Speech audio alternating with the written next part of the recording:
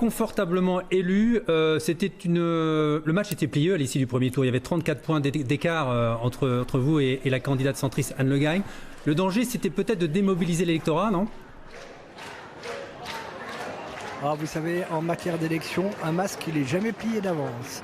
Et moi, je ne crois qu'au dernier bulletin dépouillé quand l'élection doit avoir lieu. Donc je suis particulièrement heureux ce soir de ce résultat. Vous savez, à Saint-Malo, ça n'est pas courant que les résultats aillent aussi haut. On est plutôt dans des fourchettes 52-48. Là, nous sommes arrivés à un taux de 70%, 37 sièges au conseil municipal. Je crois que nous allons pouvoir faire du bon travail. Qu'est-ce qui a convaincu les Malouins ? C'est peut-être votre personnalité, l'élu expérimenté que vous êtes ?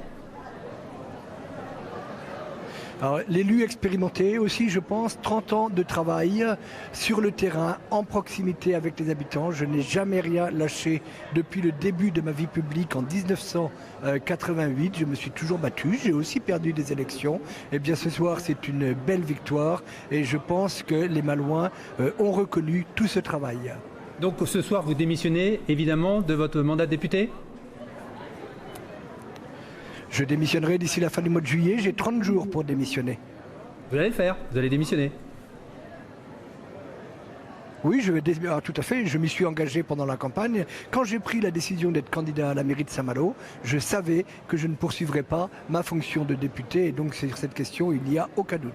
Donc une législative partielle à venir, on va dire d'ici la rentrée à Saint-Malo. Vous avez déjà un candidat en tête pour vous succéder ? Alors la procédure veut que la préfète interroge d'abord mon suppléant, qui est Jean-Luc Bourgeot, le maire de Chervé. Donc Madame la préfète lui posera la question au moment où elle aura ma démission. Et ensuite, eh bien, il prendra sa décision. En fonction de sa décision, eh bien, soit il ira à l'Assemblée nationale, soit effectivement, nous aurons une législative partielle. Mais vous savez, la vie publique, elle m'a habitué à ce qu'il faut toujours avoir 2 cordes à son arc. Et là-dessus, s'il le fallait, moi je souhaite que Jean-Luc Bourgeot soit demain député, mais s'il le fallait, eh bien évidemment, il n'y aurait pas de problème pour présenter un ou une candidate. Pour terminer, Gilles Lurton, votre programme pour ces prochaines semaines, l'urgence à Saint-Malo. On a entendu beaucoup de Malouins rouspéter un peu contre l'urbanisation galopante. Ça va être un de vos chantiers prioritaires ?